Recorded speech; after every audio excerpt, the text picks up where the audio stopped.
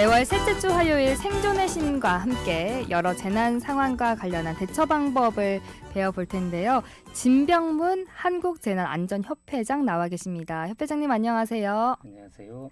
네, 오늘은 어린이 보호구역에서의 안전운전 그리고 안전보행에 대해서 이야기 나눠주실 텐데 어린이 보호구역 여전히 사고가 많이 발생하고 그렇죠. 있죠. 예. 어린이 보호구역은 학교 안전지대라고 하기도 하고 뭐 영어로는 스쿨존이라 이야기하기도 합니다. 그래서 여기는 이제 교통사고로부터 어린이를 보호하기 위해서 설치된 어린이 보호구역, 뭐 신호등 뭐 이런 것들도 있고, 그리고 범위는 보통 이제 초등학교 정문을 기준으로 해가지고 반경 한 300m 이내의 도로에 설치하도록 되어 있습니다. 네.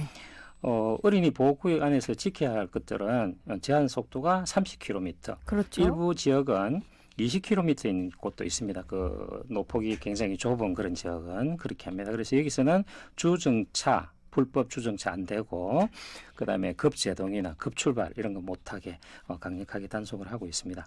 그 다음에 횡단보도 앞에서는 무조건 일단 정지입니다. 스톱이죠, 그렇죠? 네. 그렇게 하고 교통전호를 잘 지켜야 할 상태인 그런 법령이 되어 있습니다.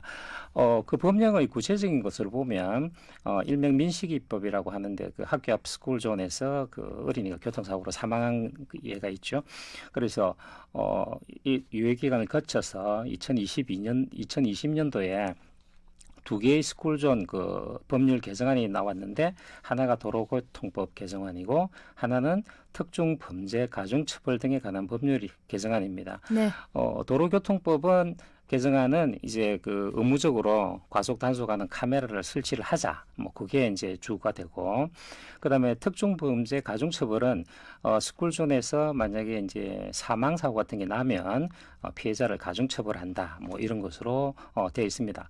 그렇지만 법률이 이렇게 잘 되어 있어도 여전히 그런 사고가 끊이지 않는 것은 운전하는 사람들의 그 안전 의식 이런데 많이 변수가 되지 않을까, 그런 생각을 하고 있습니다.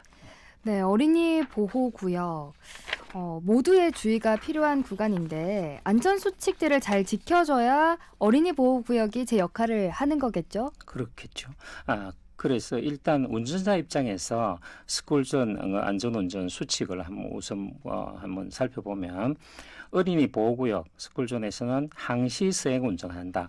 뭐 30km라고 해서 무조건 30km 맞추는 게 아니고, 주변에 있는 상황이나 이런 걸 봐서 주변에 아이들이 있다든지 뭐 보행자가 있으면 좀 더 조심하고 이런 것들이 필요하겠죠.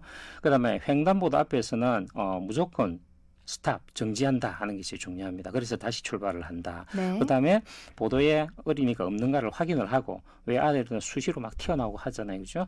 그래서 어린이가 주정차된 차량 사이에서 탁탁 튀어나옵니다. 그렇죠? 그래서 운전자의 입장에서 볼 때는 시야가 확보가 안 돼 있는데도 아이들이 뭐 움직이는 신호등이다 이런 말이 있듯이 그렇죠. 잘 그렇게 아이들은 뭐 돌발 행동을 많이 하죠.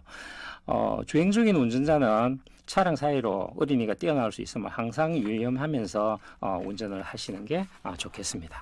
네, 그렇다면 우리가 또 걸어 다닐 때 주의해야 할 사항들이 있겠죠. 방어보행 3원칙도 좀 알려주신다면요? 예, 그래서 이게 이제 그 안전보행하기 위한 세 가지 원칙이라 해가지고 지금 정해가지고 많이 강조를 해서 얘기를 하고 있습니다.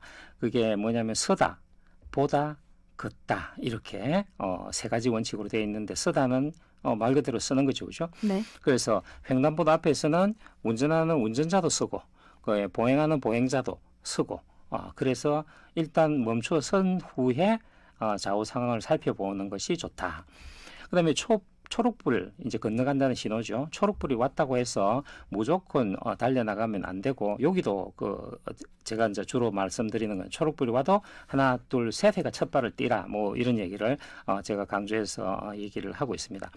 그 다음에 보다 하는 것은 이제 좌우를 살피는 거죠. 횡단보도를 건널 때는 일단 스탑, 그 다음에 양쪽을 살펴보고 그다음에 너무 빨리 지나가는 것은 돌발적인 사고를 또 만들 수 있기 때문에 천천히 확인하면서 건너간다.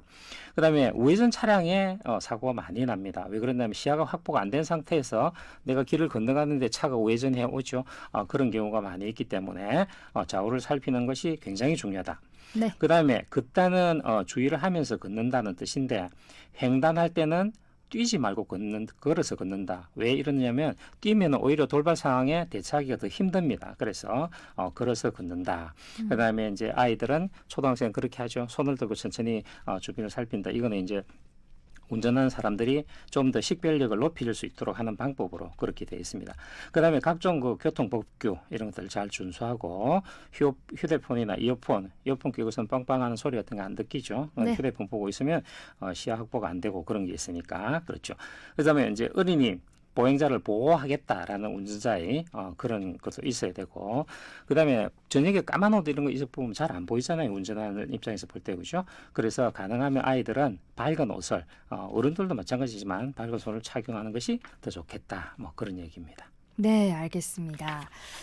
그리고 이제 겨울 방학을 앞두고 있는데 오히려 방학이기 때문에 아이들이 학교 아니라 밖에서 활동을 더 많이 해서 더더욱 운전에 주의를 기울여야 할 때가 아닌가 싶습니다. 예, 그렇죠.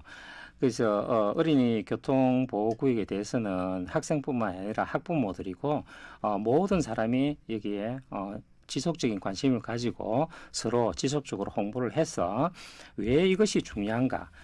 어린이는 우리의 미래의 주인공이니까 보호해야 된다. 이런 당위성 이런 것들에 대해서 서로 상호 보완적으로 홍보를 해주고 이렇게 하면서 어린이는 한마디로 그냥 움직이는 신호등이다. 이게 제일 좋은 개념인 것 같아요. 네. 그래서 어린이는 언제 어디서 튀어나올지 어떻게 할지 모르기 때문에 어른들이 안전운전을 생활을 할 수 있도록 하는 것이 의무사항이라고 봅니다.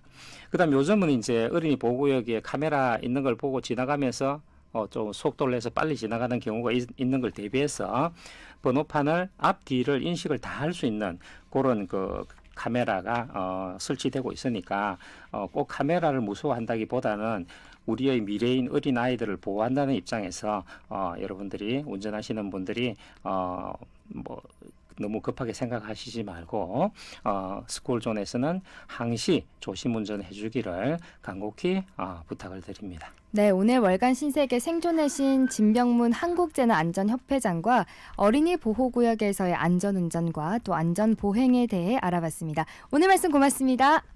감사합니다.